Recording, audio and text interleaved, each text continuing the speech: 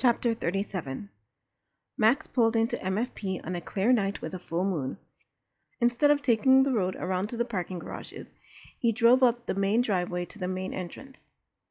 As he drove down the gravel driveway, he passed all sorts of exotic greenery. Dozens of flowers from all over the globe had been planted in shrub-enclosed gardens, and the gardeners had set up lights to change colors and illuminate the flowers in various shades of color depending on the time of year.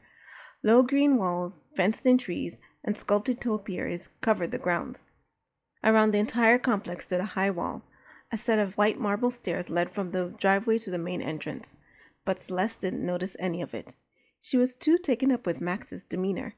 When they had first picked up Xena, he had been so excited he could barely sit still. He'd even turned on the radio and hummed tunes coming over the radio waves. She had been tickled to learn he loved the oldies, but once they reached the high-speed transport station, his smile faded. He turned the radio off, became snippy, and snarled more and more. At first, Celeste thought it was another transport headache, but even after he had taken medicine, his mood deteriorated. By the time he got to MFP, he was positively furious. Celeste didn't know what she had done. He pulled up to the front entrance and reached back to feel Xena's neck. Pulse is still strong. He flung himself back to his seat. Then why won't she wake up? The stun should have worn off hours ago. Maybe she's allergic? Celeste suggested. Max threw open the door. No one's allergic to a stun gun, Celeste. He rolled his eyes as he got out of the car, stomped to the back seat, and threw Xena over his shoulder. What about Cathra?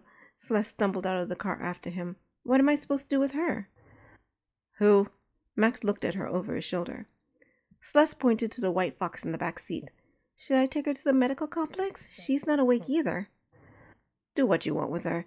Max turned his back on her. I don't care. Okay. Celeste opened the car door as a van pulled up behind them. Oh my goodness! Look at it! It's magnificent! Tess squealed as she hopped out of the van and rushed over to Max. She ran her hand the wrong way up Xena's fur. Isn't it, though? But we may have a problem. Set up the main lab for her, Max said. Yes, sir. Tess balled up her fists and squealed again as she rushed inside. Who is this? Janae climbed out of the van and approached Max and Xena. My daughter. Max walked up the stairs to the complex without another word. Celeste halted, her breath catching. Why would he say something like that? All right, Celeste. Janae put her hands on her hips. Who is she really? Celeste thrust her nose in the air. Didn't you hear him, Janae? It's his daughter. She climbed up the stairs. Max was waiting for her inside. I'm going to be busy for a while, so you may not see me around. Then what should I do all day? Celeste asked, aware of Janae approaching behind her. What you've been doing. Max carried Xena down the hall, ignoring all the questioning looks he got as he walked past person after person. It's back to cleaning lady for you, huh? Janae chuckled as she unpacked her things from the van.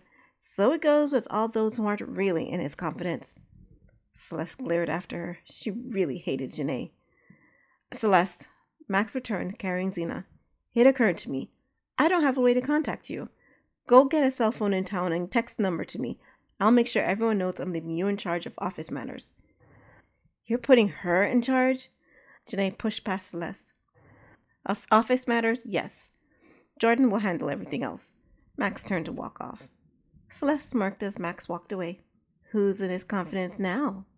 Janae shot her a glare before stomping away. Once Janae was out of earshot, Celeste squealed. She had done it. She was in. Max did see her as a valuable asset to his team, and she had to remain so. First, she had a lot of work to do organizing Max's office after so many days gone. Plus, she had to take care of the white. Oh, the kit! Celeste raced back down the stairs. The kit was still in the back seat, unconscious.